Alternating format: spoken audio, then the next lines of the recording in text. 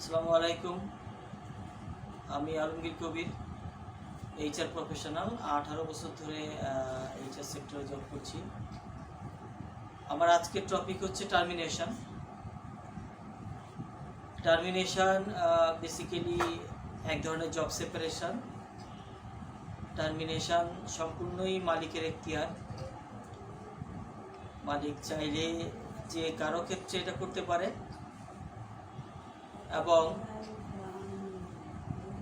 এটা আর কোনো কারণ প্রয়োজন নাই এটা করার জন্য।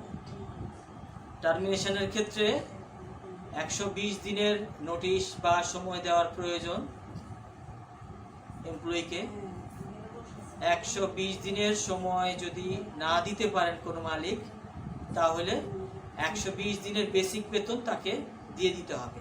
বেসিক বেতনের হিসাবটা হচ্ছে গত 12 মাসের basic plus dearness allowance plus ad hoc or interim allowance যদি থাকে, এগুলোর 12 মাসের গড় হিসাব করে বেসিকটা বের করা হবে। সেই হিসাবে 120 দিনের বেসিক বেতন দিতে হবে তাকে। এবং সে প্রভিডেন্ট ফান্ডের নিজের অংশ, মালিকের অংশ এবং ইনভেস্টেড টাকার প্রফিট এবং WPPF মানে ওয়ার্কার্স প্রফিট পার্টিসিপেশন ফান্ডের সব ধরনের টাকাই সে পাবে। কোনো অংশে এখান থেকে কাটার প্রয়োজন নেই। আর কম্পেনসেশনের ক্ষেত্রে হবে প্রতি পূর্ণ বছরের জন্য 30 দিন হারে পাবে, 30 দিনের বেসিক হারে পাবে।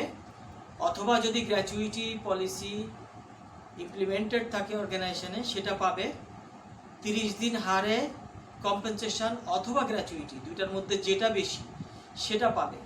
ক্যালকুলেশন ফাইনাল সেটেলমেন্টে দুইটাই করতে হবে, দুইটা করে ম্যাক্সিমাম ফিগারটাই ফাইনাল সেটেলমেন্টে রাখতে হবে। বাট এমপ্লয়িকে ফাইনাল সেটেলমেন্টের এই হিসাবটা বুঝাই দিতে হবে, বুঝায় বলতে হবে দুইটা ফিগারের ক্যালকুলেশন হচ্ছে এই এর মধ্যে বড় ফিগার যেটা সেটা এখানে দেওয়া হয়েছে।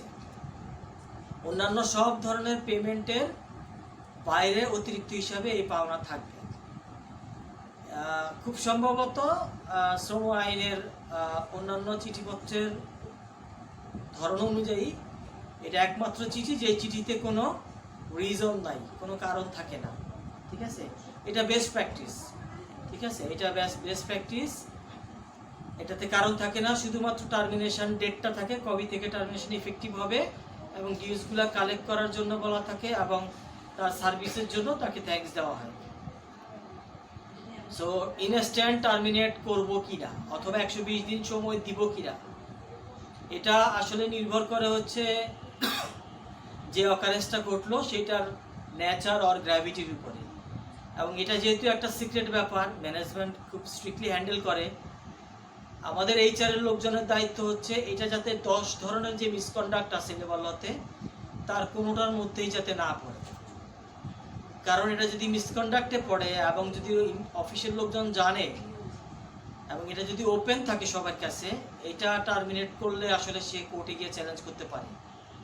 হ্যাঁ, সো কারণটা এই জন্যই আসলে অজানা রাখা হয় সবার কাছেই। এবং একটু এইচআর থেকে এটা একটু শক্ত হাতে হ্যান্ডেল করা উচিত এবং স্ট্রিক্টলি প্রমলি এবং খুব কনফিডেন্সিয়ালি।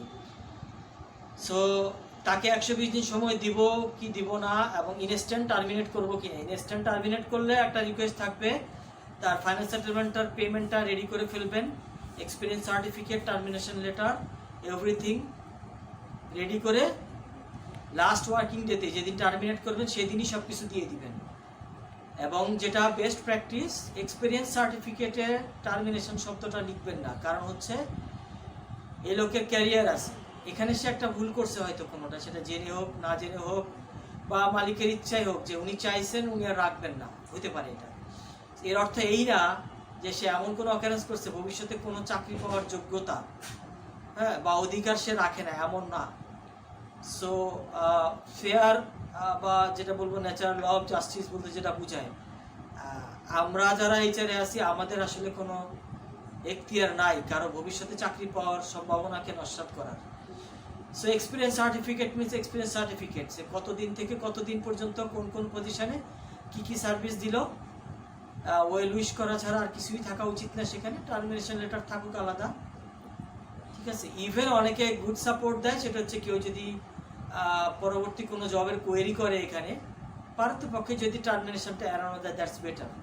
কারণ একটা লোকের আমার একটা কথা যদি একটু অ্যাভয়েড করার মাধ্যমে একজনের যদি জব হয়, I think that will B a good professional practice.